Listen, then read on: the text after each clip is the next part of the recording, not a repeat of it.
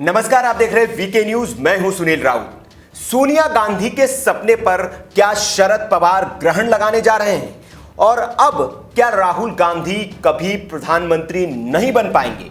जी हां, सवाल यह है कि क्या कांग्रेस को राजनीतिक अछूत बनाने पर तुले हुए हैं शरद पवार और इसके पीछे का क्या खेल है, क्या सारी रणनीति है, इसी पर आज का हमारा ये सारा वीडियो है। दरअसल खबर यह है कि शरद पवार ने एक ऐसी सियासी बिसात बिछा दी है, ऐसी सियासी चाल चल दी है जिसमें कांग्रेस जो है वो बुरी तरह से फंसती हुई दिख रही है और असहज महसूस कर रही है।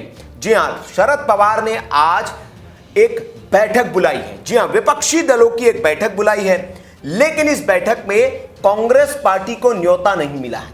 जी हां, यह बड़ी खबर है कि शरद पवार ने प्रधानमंत्री नरेंद्र मोदी के खिलाफ, कहा जा रहा है कि 2024 में जो चुनाव होने वाले उसके खिलाफ एक रणनीति बनाने के लिए शरद पवार ने ये मीटिंग बुलाई है सभी विपक्षी दलों की। और खबर यह भी है कि शरद पवार मोदी के खिलाफ एक विकल्प बनकर खड़े होना चाहते हैं आने वाले चुनाव में और उसकी तैयारियों में देश भर के सभी विपक्षी दलों के साथ वे एक मोर्चा बनाना चाहते हैं और उस मोर्चे की अगुवाई वो करेंगे, ऐसी खबर है।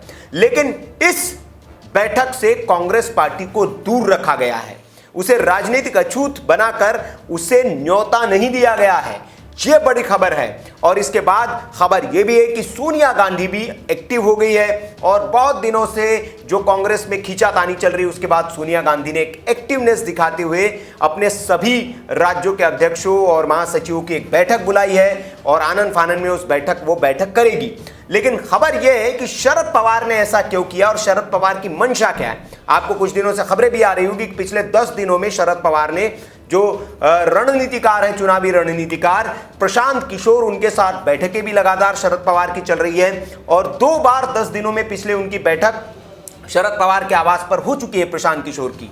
और प्रशांत किशोर के साथ साथ जो राष्ट्रमंच है, जिसके यशवंत सिन्हा जिसकी अगुवाई में यह राष्ट्रमंच बना है, उसके साथ भी शरद पवार की बैठकें हो रही है। आज की बैठक भी कहा जा रहा है कि राष्ट्रमंच के बैनर तले ही होगी और सारे नेता आएंगे। और शरद पवार, चूंकि आपने देखा होगा कि यशवंत सिन्हा जो है वो टीएमसी में शामिल हो चुके हैं, उपाध्यक्ष है वो पार्टी के, और वहां पर ममता बनर्जी हाल ही में चुनाव भी जीती है पश्चिम बंगाल में, इसमें प्रशांत किशोर का रोल रहा है। यशवंत सिन्हा, प्रशांत किशोर, टीएमसी और शरद पवार, ये सारा जो आप इन कड़ियों को जोड़ेंगे तो आप समझ जाएंगे कि खेल क्या चल रहा है। और इसमें जो सोनिया गांधी का एक सपना रहा है या जिसके लिए वो जी जान से लड़ रही है कांग्रेस पार्टी, प्रधानमंत्री राहुल गांधी को बनवाना चाहते हैं किसी भी तरह से और उसके लिए हर तरह के वो समझौते करते आए।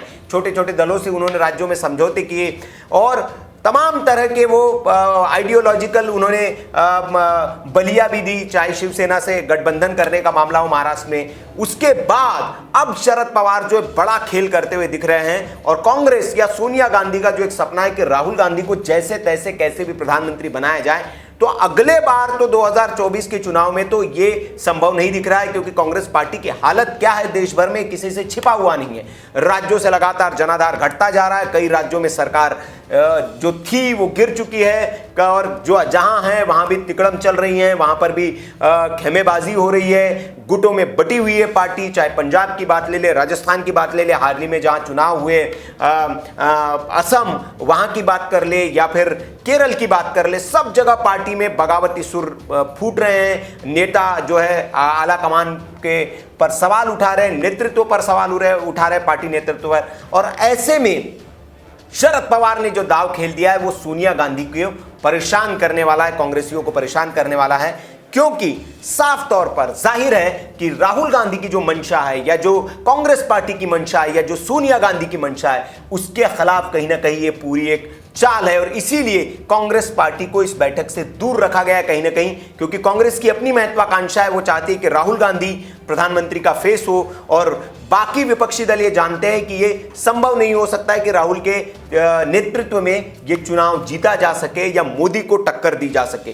तो इसलिए कहा यह जा रहा है कि शरद पवार के नेतृत्व में इस मंच को बनाया जा रहा है, तैयार किया जा रहा है। और यशवंत सिन्हा जो राष्ट्रमंच का जिन्होंने 2018 में गठन किया था, जो टीएमसी के अब उपाध्यक्ष है, उनके आवास पर एक शाम 4 बजे एनसीपी के नेता शरद पवार उस बैठक में शामिल होंगे, बैठक होंगी और कई और नेता इसमें शामिल होंगे, जिसमें आम आदमी पार्टी से नेता भी शामिल होंगे और बाकी जो छोटे सभी राजनीतिक दल है, सबको यहां पर न्योता भेजा है और सारे राजनीतिक दल इसमें, जिसमें आरजेडी भी है जो बिहार का प्रमुख बड़ा दल है, ऐसे राज्यों के जो सभी राज्यों में जिनकी उपस्थिति है, ऐसे सभी दलों को वहां न्योता दिया गया और सारे दल आएंगे। इसमें कांग्रेस को दूर रखा गया है। तो एनसीपी प्रमुख जो है शरद पवार ने एक पूरा का पूरा एक रणनीति जो है वो तैयार कर ली है। प्रशांत किशोर से लंबे वक्त से उनकी बात चल रही है और आने वाले वक्त में एक जो मोर्चा है वो मोर्चा मोदी के खिलाफ एक मोर्चा बनाने की तैयारी कर रहे हैं। लेकिन कमाल की बात यह है, मजे की बात है कि इस मोर्चे से कांग्रेस को दूर रखा गया है, कांग्रेस को कोई भाव नहीं दिया जा रहा है। ये बड़ी खबर है और पर्दे के पीछे कुछ न कुछ पक रहा है। हालांकि प्रशांत किशोर ने इस बात से इनकार किया था कि कोई मोर्चा बन रहा है और उन्होंने ये भी कहा था कि तीसरा या चौथा कोई भी मोर्चा बन जाए, लगता नहीं है कि मोदी को इस वक्त जो मोदी का पावर है, जो छवि है, उसको कोई मोर्चा टक्कर दे पाएगा।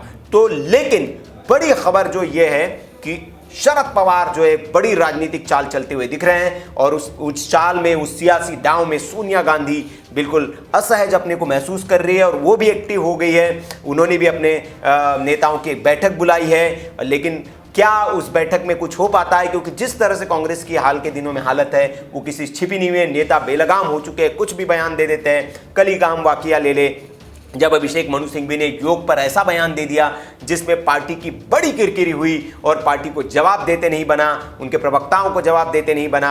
पार्टी के कुछ नेताओं ने इस पर नाराजगी भी जाहिर की। लेकिन कुल मिलाकर जो है ऐसे वक्त में चाहे जितने भी बड़े नेता हो, कपिल सिब्बल हो या फिर बाकी नेता हो, जो G23 जिनको कहा जाता है, जिसमें आपके जम्मू कश्मीर से आने वाले बड़े नेता भी शामिल है, तो ऐसे वक्त में कांग्रेस पार्टी के लिए बड़ा मुश्किल है और शरद पवार ने उस मुश्किल को और बढ़ा दिया है।